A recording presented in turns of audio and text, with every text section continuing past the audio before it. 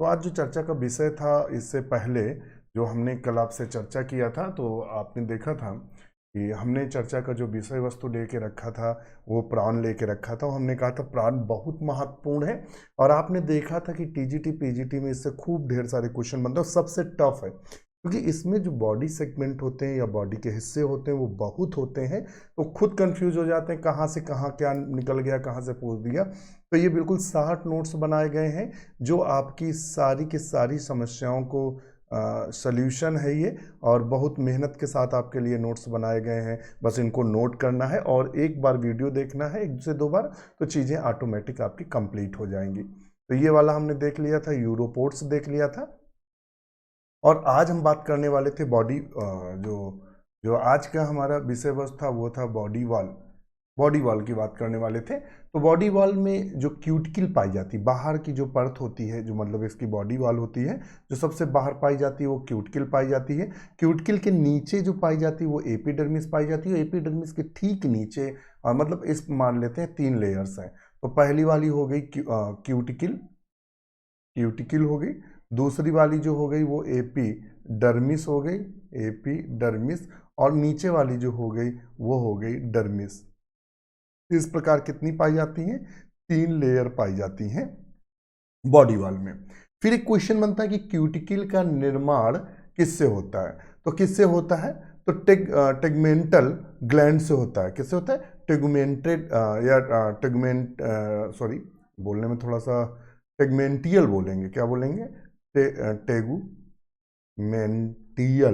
Gland से होता है। वेरी वेरी इंपॉर्टेंट, स्टार लगा के रखा है। पूछ सकता है कि जो प्राण होता है, प्राण के अंदर जो ग्लैंड होती है जिसके कारण क्यूटिकल का स्रावत होता है, वो कौन सी ग्रंथि होती है? तो कौन सी होती है? टेगुमेंटियल ग्लैंड होती है, जिससे इसका क्यूटिकल का स्रावण होता है। टेगमेंटियल ग्लैंड से स्रावण होता है, ध्यान रखिएगा। और ये भी ध्यान रखिएगा, हो सकता है कहीं कहीं स्पेलिंग मिस्टेक हो या हिंदी में भी लिखा गलत हो, क्योंकि ये जब नोट्स बनाए गए थे तो, या जब बनाए कई किताबें पढ़ के, तो फ्लो में बनाए गए थे। ये मतलब ये हमारे अपने लिए पढ़ने के लिए थे, ना कि उसको यूट्यूब पर दिखाने के लिए इस तरह ये नोट्स नहीं बनाए गए हैं। और इन नोट्स का इतना कमाल रहा कि आपके सामने तो हम ही जीता जागता उदाहरण है। बकाया तो बहुत सारे मित्र हैं जिनको जिनको इस समय हाथ जिन पे रखा वो सब सेलेक्ट हो गए। काफ़ी बहुत ज़्यादा सिलेक्शन हुआ है, और इसलिए तो यहाँ अब चूंकि हमें समय इतना है नहीं कि इनको एक सादे पेपर पे उतारें फिर आपको पढ़ाएं। और यदि बोर्ड पे अगर यही चीज़ लिख लिख बताने लगे तो पता लगा कि जो प्लान है वो 6 दिन में 7 दिन में ख़त्म हो। यहाँ ऐसा उद्देश्य नहीं है, मतलब आपका सीधे फ्लो बना के रखना, समय से चीज़ें ख़त्म भी होनी है। फिर आता है डाइजेस्टिव सिस्टम। तो जब बात करते हैं डाइजेस्टिव सिस्टम की, और इसको बोलते हैं पाचन तंत्र। पाचन तंत्र में क्या होता है? तो इसमें 3 भाग होते हैं। इसके पाचन तंत्र में 3 भाग होते हैं। फॉरगट, फॉरगट का मतलब अग्र वाला हिस्सा एलिमेंट्री कैनाल का, मिडगट यानी मध्य वाला हिस्सा, और हिंडगट का मतलब होता है पश्च वाला हिस्सा। इस तरह कितने हुए? अग्र, मध्य और पश्च। इस तरह कितने पार्ट हुए इसके? तो 3 पार्ट्स हुए। तो फॉरगट, मिडगट और हिंडगट। तो फॉरगट को क्या बोलते हैं? स्टोमोडियम बोलते हैं। ध्यान रखिएगा, क्या बोलते हैं? अगर हिंदी में लिखेंगे स्टोमोडियम बोलते हैं, तो मोडियम के नाम से जानते हैं। मिडगट को मीजोडियम बोलते हैं, और हिंडगट को प्रक्टोडियम बोलते हैं। ये नाम ध्यान रखिएगा। फॉरगट में प्रायः क्या पाया जाता है? तो माउथ, बकल कैविटी, ऊशोफेगस और स्टोमक, ये फॉरगट में देखने को मिलते हैं। और उसके बाद मिडगट और हिंडगट ये वाले हिस्से, वही चीज़ें लिखी गई हैं आपके लिए जो आपका सिलेक्शन श्योर कराएं। इसमें कोई भी मैटर ऐसा हमने नहीं लिखा है जो बोरियत वाला हो या एक्स्ट्रा हो, ध्यान रखिएगा। तो ये इसमें कुछ विशेष संरचनाएं पाई जाती हैं इनके डाइजेस्टिव सिस्टम में, जिन्हें हेपेटोपैंक्रियाज बोलते हैं। क्या बोलते हैं? हिपैटोपैंक्रियाज के नाम जानते हैं। हिपैटोपैंक्रियाज का मतलब समझ लिए? हिपैटो जहाँ शब्द लगा हो, समझ लेना ये लीवर की बात कर रहा है। और पैंक्रियाज का मतलब लीवर और पैंक्रियाज दोनों का यहाँ मिला जुला संगम है, इसीलिए इसे हिपैटोपैंक्रियाज बोलते हैं। इनमें 4 प्रकार की सेल्स होती हैं। वेरी इंपॉर्टेंट, पूछ सकता है हिपैटोपैंक्रियाज में कितनी प्रकार की सेल्स पाई जाती हैं? तो हिपैटोपैंक्रियाज में कितनी प्रकार की सेल पाई जाती हैं, अब बताएं आप। तो इसमें जो हिपैटोपैंक्रियाज है उसमें कितनी प्रकार की सेल? 4 प्रकार की सेल पाई जाती हैं। कौन कौन? ग्रेनुलर सेल पाई जाती हैं। दूसरा फॉर्मेंट सेल पाई जाती हैं, तीसरा हिपैटिक सेल पाई जाती है, चौथा रिपेयरिंग सेल्स पाई जाती है। इस तरह से 4 प्रकार की सेल्स पाई जाती हैं। जो ग्रेनुलर सेल्स होती हैं, secretion of the enzyme, granular cell enzyme secrete करती है। इसके अलावा फर्मेंट सेल भी इंजाइम को श्रावण करती हैं। हिपैटिक जो सेल्स होती हैं strong fat and other nutrients के लिए जिम्मेदार होती हैं। और रिपेयरिंग जो सेल्स होती हैं ये क्या होती है, रीजनरेटिंग डैमेज सेल, जो मतलब नष्ट हुई कोशिकाएं होती हैं उनको रीजनरेट करती हैं या उनको रीजनरेट होने में मदद करती हैं। ये है इनका हिसाब किताब। अब आता है एक्सक्रीटरी सिस्टम। एक्सक्रीटरी सिस्टम का मतलब क्या होता है, उत्सर्जन तंत्र, ध्यान रखिएगा, उत्सर्जन तंत्र। तो उत्सर्जन तंत्र में इनमें क्या पाया जाता है, एंट्रिनरी ग्लैंड पाई जाती है। क्या पाई जाती है, एंट्रिनरी ग्लैंड। और क्या होता है, प्राय ग्रीन ग्लैंड, ध्यान रखिए, एंट्रिनरी ग्लैंड या फिर ग्रीन ग्लैंड बोलते हैं। तो ये क्वेश्चन बहुत पूछता है कि प्रॉन में एक्सक्रीटरी ग्लैंड कौन सी है, एक्सक्रीटरी संरचना कौन है, तो आप सीधे लगाएंगे ग्रीन ग्लैंड। किसको सही करेंगे, ग्रीन ग्लैंड को सही करेंगे। इसके अलावा यही माना जाता है। और इंड जो ग्रीन ग्लैंड होती है उसमें क्या पाया जाता है, इंड सैक पाया जाता है, लैब्रियंथ पाया जाता है, ब्लैडर, लेटरल डक्ट और रीनल सैक, ये संरचनाएं देखने को मिलती हैं। इसके अलावा इंटुगमेंट पाया जाता है। इसके अलावा ये कैसे होते हैं, अम्यूनोटिलिक होते हैं। कैसे होते हैं, अम्यूनोटिलिक होते हैं। नेक्स्ट क्वेश्चन आता है, नेक्स्ट पॉइंट आता है रिप्रोडक्शन या जनन। ये जनन कैसे करते हैं, तो ये डायसियस होते हैं। कैसे होते हैं, डायसियस होते हैं। और 2 तरह के जीव होते हैं, एक होते हैं डायसियस, एक होते हैं मोनोइसियस।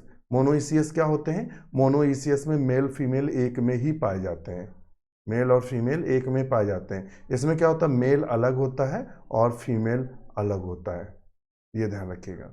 इसमें मेल अलग है और फीमेल अलग है। तो सेक्सुअल डाइमॉर्फिज्म ये क्या प्रदर्शित करते हैं, तो ये प्राय सेक्सुअल डाइमॉर्फिज्म या लैंगिक द्विरूपता दिखाते हैं। क्या दिखाते हैं, लैंगिक द्विरूपता दिखाते हैं। ये क्या दिखाते हैं, लैंगिक द्विरूपता को दिखाते हैं प्राय।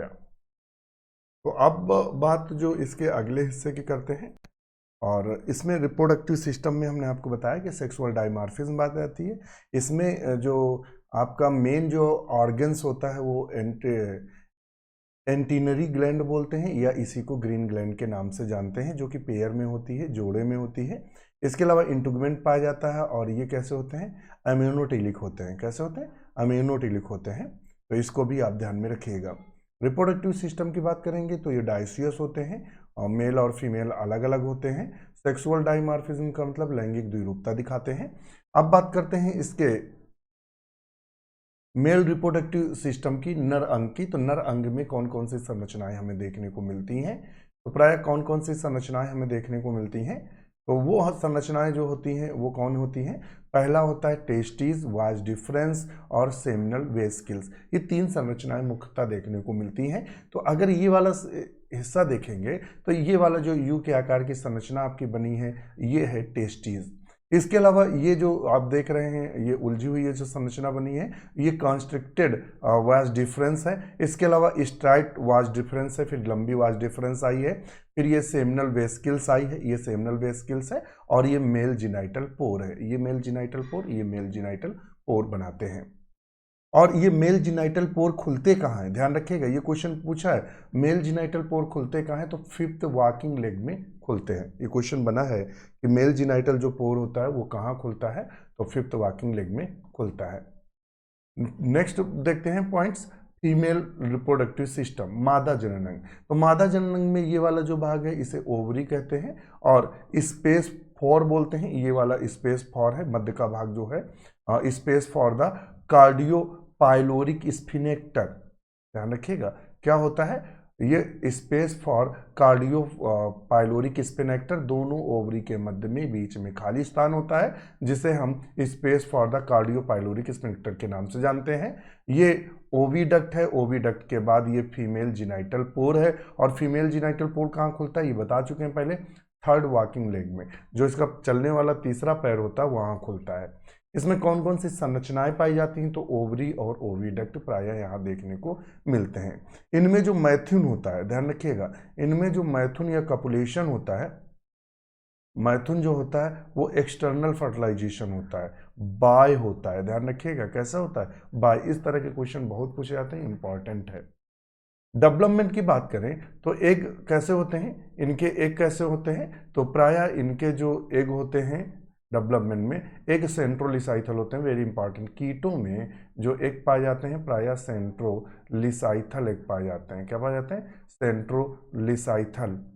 लिसाइथल एग पाए जाते हैं। Egg undergoes spiral and determinate cleavage, पूछ देता है कि इनमें किस प्रकार का क्लीवेज देखने को मिलेगा, तो इनमें जो क्लीवेज देखने को मिलेगा वो कैसा देखने को मिलेगा, तो स्पाइरल देखने को मिलेगा, कैसा, स्पाइरल, मतलब इस तरीके से, और डिटर्मिनेट निर्धारित करने वाला क्लीवेज होता है। और उसके बाद इनमें कौन कौन से अवस्था आती है, मारुला, ब्लास्टुला और गैस्टुला अवस्था आती है। डेवलपमेंट डायरेक्ट होता है, इनमें चूंकि कोई लार्वा स्टार, देखिए डायरेक्ट और इनडायरेक्ट दो प्रकार की कंडीशन होती है, डायरेक्ट और इनडायरेक्ट। तो डायरेक्ट और इनडायरेक्ट में अंतर क्या है, जो डायरेक्ट होता है वो विदाउट लार्वा होता है, कैसा होता है, विदाउट लार्वा, इनके जीवन चक्र में लार्वा नहीं बनता है। इनडायरेक्ट में क्या है, इनके जीवन चक्र में लार्वा पाया जाता है, ध्यान रखिएगा।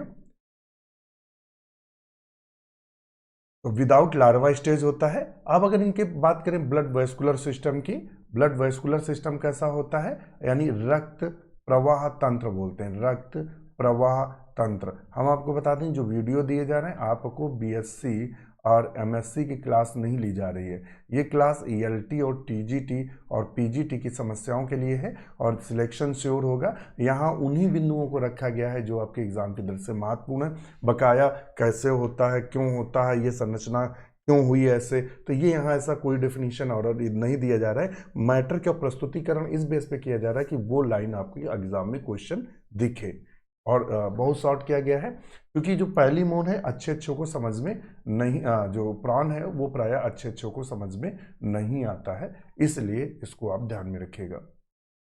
और इसमें जो ब्लड वेस्कुलर सिस्टम होता है, ध्यान रखिएगा, ब्लड वेस्कुलर सिस्टम होता है, बहुत अच्छा क्वेश्चन है, तो ओपन टाइप का होता है, कैसा होता है, ओपन टाइप का। ब्लड वेस्कुलर सिस्टम जो है इसमें प्रायः ओपन टाइप का पाया जाता है। जो ब्लड है वो हीमोसाइनिन पिगमेंट पाया जाता है, इसके ब्लड में क्या पाया जाता है, हीमोसाइनिन। क्वेश्चन बना है हीमोसाइनिन में क्या होता है, तो कॉपर होता है। इनमें आरबीसी का अभाव होता है, अर्थात इनमें आरबीसी नहीं पाई जाती हैं, और जो ये कॉपर या हीमोसाइनिन पिगमेंट होता है वो ब्लड प्लाज्मा में पाया जाता है। कहाँ पाया जाता है, ब्लड प्लाज्मा में। नेक्स्ट देखते हैं,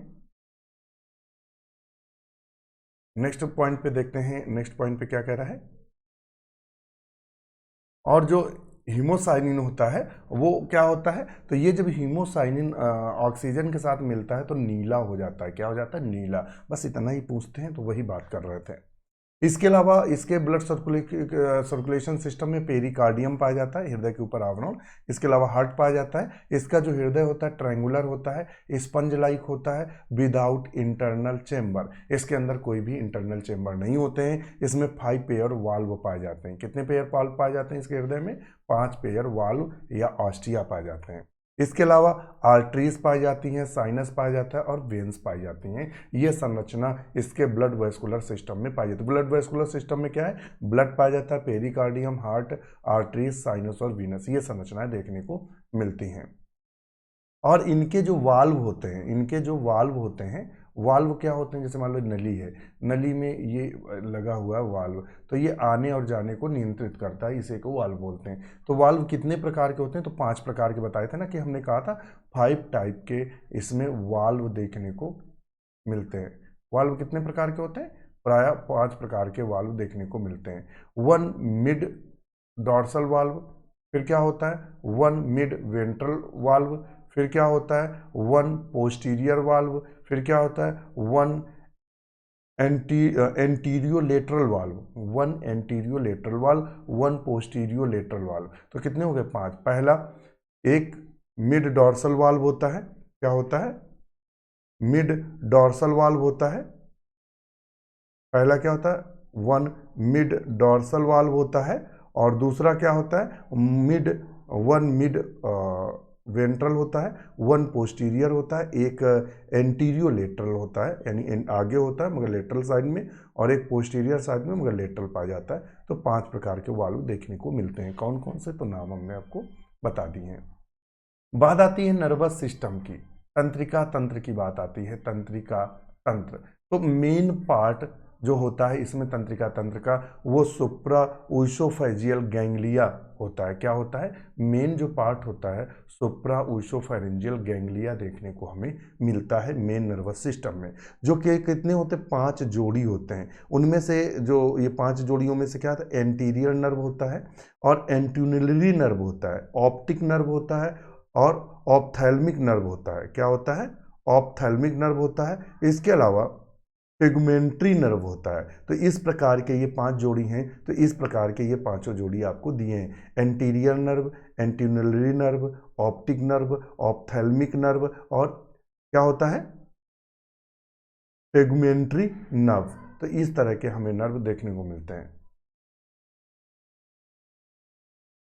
अब चलते हैं आगे। अब क्या आता है, तो इस तरह हमें कितने मिले,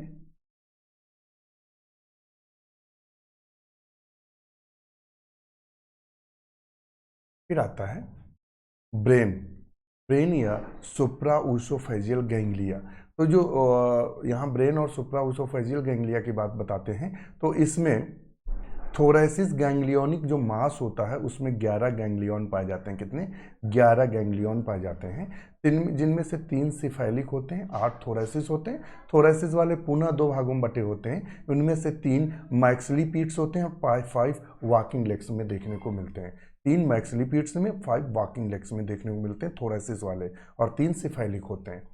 बस इतना ही महत्वपूर्ण है, वही बात कर रहे हैं। और रेस्पिरेटरी अगर सिस्टम की बात करें, श्वसन अंग की, तो ऑर्गन्स जो होते हैं, ऑर्गन्स के द्वारा ये टेकिंग करता है या श्वसन करता है। अब आता है कौन कौन से ऑर्गन्स हैं, तो ब्रैंकियो कौन कौन से श्वसन के लिए हैं, तो ब्रैंकियो ओस्ट्राइगाइट है या गिल कवर, ये संरचनाएं देखने को मिलती हैं। ये लोअर पार्ट्स में होता है, लोअर ऑफ कैरापेस। इसके ऊपर जो आवरण होता है, हमने कहा था वो कैरापेस होता है, कवरिंग गिल्स। ये कैरापेस क्या करता है, गिल्स को ढकता है। अब देखते हैं, water pass through it and the inner living of gill cover has larger number of blood vessels, hence O2 diffused in blood from the water and CO2 diffused out from the blood water। ये क्या होता है, जैसे ही पानी के माध्यम से ये जाता है तो वहाँ ढेर सारी ब्लड वेसल्स उपस्थित होती हैं जो O2 को क्या कर लेती हैं, ले लेती हैं, और CO2 को वहाँ से डिफ्यूज कर देती हैं। फिर आता है बाई एपीपोडाइट। ये क्या होता है, 1 पेयर होता है ईच मैक्सिलिपीड्स। प्रत्येक मैक्सिलिपीड्स में जो एपीपॉइड्स होता है, एपीपोडाइट होता है, वो कितना होता है, 1 जोड़ी होता है। लीफ लाइक स्ट्रक्चर होता है with supply of the blood. ये कैसे होता है, पत्ती नुमा होता है, पत्ती नुमा होता है, और ब्लड सप्लाई करता है, हेल्पिंग इन रेस्पायरेशन, और ये श्वसन में मदद करता है एपीपोडाइट, ध्यान रखिएगा, हेल्पिंग इन रेस्पिरेशन। गिल्स कितने पाए जाते हैं, पूछ दे कितने गिल्स हैं, तो 8 जोड़ी गिल होते हैं। गिल की संख्या कितनी होती है, तो प्रायः इनमें गिल्स की संख्या 8 जोड़ी होती है। कितनी होती है, 8 जोड़ी गिल पाए जाते हैं। अब इनमें से कौन कौन से होते हैं, तो पोडो ब्रांच, ध्यान रखिएगा, पोडो ब्रांच सेकेंड मैक्सिलिपीड्स में पाया जाता है, फर्स्ट मतलब 1 जोड़ी होता है। आर्थ्रो ब्रांच ये 3rd मैक्सिलिपीड्स में पाया जाता है, जो कि 2 जोड़ी होते हैं। और प्लूरो ब्रांच जो 5 पेयर होते हैं, जो वॉकिंग लेग में देखने को मिलते हैं। तो इस तरह कितने हो गए, 5, 6, 7, 8, कितने हो गए, 8। कौन कौन से हैं, पोडो ब्रांच जो कि दूसरे मैक्सिलिपीड से संबंधित है, आर्थो ब्रांच जो तीसरे मैक्सिलिपीड से संबंधित है, 2 जोड़ी होते हैं। प्लूरो ब्रांच 5 पेयर यानी 5 जोड़ी होते हैं, जो वॉकिंग लेग या पैरों से संबंधित होते हैं। अब इसके बाद आता है ये संरचना स्ट्रक्चर ऑफ गिल। इनका कोई मतलब नहीं है, ये तो या तो फिर समझो तो समझा देते हैं, कोई इशू नहीं है इनका।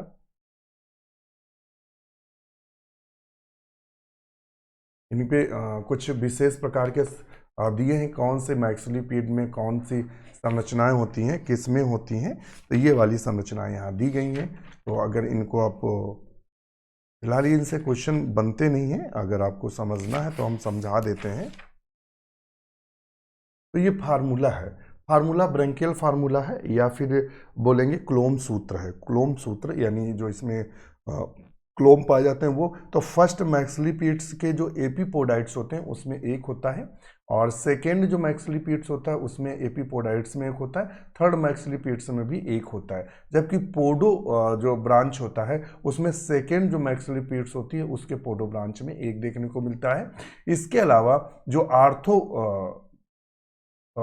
आर्थो ब्रांच है, इसे क्या बोलते हैं, आर्थो ब्रांच, ध्यान रखिएगा ब्रांच गलत लिखा है, यहाँ एन लगेगा, आर्थो ब्रांच। आर्थो ब्रांच में जो थर्ड मैक्सिलिपिड्स होता है उसमें आर्थो ब्रांच में दो देखने को मिलते हैं, आर्थो ब्रांच में। और फर्स्ट वॉकिंग लेग्स में और पोडो ब्रांच में कुछ नहीं देखने को मिलता है। Walking legs first, second, third, fourth, fifth, ये इसमें सब प्लूरो ब्रांच देखने को मिलते हैं। ये क्या लिखा है पूरा, प्लूरो ब्रांच, ये सब प्लूरो ब्रांच में देखने को मिलते हैं। कहाँ मिलते हैं, प्लूरो ब्रांच में देखने को मिलते हैं। तो ये इनका फार्मूला था, तो खैर ज़्यादा नेसेसरी नहीं है, इसलिए उसको ज़्यादा आपके सामने डोमिनेंट तरीके से नहीं रखा गया है। अब आता है स्ट्रक्चर ऑफ गिल।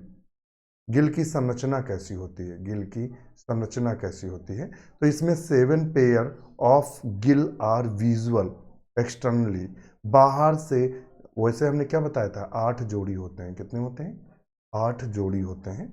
गिल कितने होते हैं, 8 जोड़ी। उनमें से जो 7 पेयर होते हैं, 7 जोड़ी होते हैं, वो हमें बाहर से दिखाई देते हैं। क्या देते हैं, बाहर से दिखाई देते हैं। और जो 1 पेयर होते हैं, यानी एक जोड़ी जो बचा, 7 के बाद 8वां जोड़ी जो होता है, मतलब वो क्या होता है, हिडन होता है, यानी छुपा हुआ होता है। क्या होता है, छुपा हुआ होता है। तो इस तरह से आपका पूरा का पूरा प्रॉन खत्म होता है। कल से हम लोग चर्चा करेंगे मोलस्क का, फिर इकाइनोडर्मेटा, और इकाइनोडर्मेटा के बाद हायर में समय नहीं लगेगा। हायर जो आपको पढ़ाई जाएगी वो बिल्कुल सिलेक्टेड पढ़ाई जाएगी। कबूतर अबूतर बहुत डिटेल नहीं पढ़ाई जाएगी, उतना पढ़ाया जाएगा जितने में से क्वेश्चन फंस जाए। तो बहुत जल्दी उसको भी ख़त्म कर लेंगे।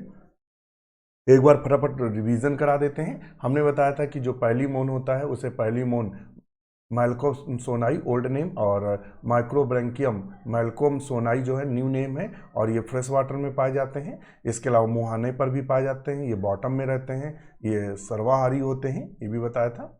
और इसके अलावा ये चित्र आपको दिखाया था। इसके अलावा हमने बताया था इनका जो लार्ज साइज होता है 20 से 40 सेंटीमीटर होते हैं, और हेड एंड थोरेक्स मिला रहता है, जिसे सिफेलोथोरेक्स बोलते हैं। हमने कहा था सिफेलोथोरेक्स में 13 खंड होते हैं, और 6 सेगमेंट एब्डोमेन में, जो इसका एब्डोमेन यानी जो पिछला वाला भाग होता है, उदर भाग, उसमें 6 खंड होते हैं। सिफेलोथोरेक्स में हमने कहा था ऊपर कवच पाया जाता है, उस कवच को कैरापेस बोलते हैं। अग्रभाग को रोस्ट्रम कहते हैं।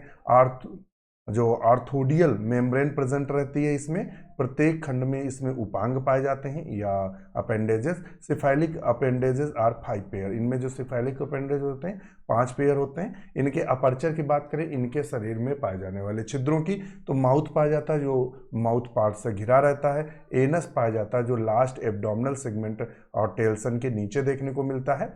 इसके अलावा ये वाला हमने कहा था बहुत इंपॉर्टेंट है, इनमें जो स्टैटो अपर्चर होता है, या स्टैटोसिस्ट अपर्चर जो होता है, वो प्रीकॉक्सा एंटीन्यूल के प्रीकॉक्सा में खुलता है। हमने कहा था ये टीजीटी पीजीटी में पूछा गया है। रीनल अपर्चर कहाँ खुलता है, तो रीनल अपर्चर कॉक्सा पे एंटीनी में खुलता है, और फीमेल जिनाइटल पोर 3rd वॉकिंग लेग में खुलता है, और मेल जिनाइटल पोर 5th वॉकिंग लेग में खुलता है। इसके अलावा हमने आपको ये भी बताया था कि इनमें जो अपेंडेजेस पाए जाते हैं, all appendage are made of the मतलब जोड़ी में होते हैं, मगर हमने बताया था कि जिसका एंटीन्यूल होता है वो केवल एक्सेप्शनल है, जो जोड़ी में नहीं पाए जाते हैं। सिफाइलिक अपेंडेज बताया था, तो हमने कहा था 5 जोड़ी होते हैं। हमने कहा था जो एंटीन्यूल है ये यूनिरेमस होता है, अर्थात जोड़ी में नहीं होता है। हमने कहा था एडिशनल सेगमेंट, इसमें एक्स्ट्रा सेगमेंट पाया जाता है, प्रीकॉक्सा, यही पीजीटी 2021 में रखा हुआ था। ये क्या था, पीजीटी 2021 में यही क्वेश्चन रखा था। जो कॉक्सा सेगमेंट में स्टैटोसिस्ट खुलता है, ध्यान रखिएगा, कॉक्सा सेगमेंट में स्टैटोसिस्ट खुलता है, यह संतुलन अंग है। एंटीनी की बात करते हैं, रीनल अपर्चर प्रेजेंट रहता है, विच ओपनिंग एक्सक्रीटरी या कोक्सल ग्लैंड, ग्रीन ग्लैंड, तो अगर प्रॉन पूछे तो ग्रीन ग्लैंड को ही सही करना है।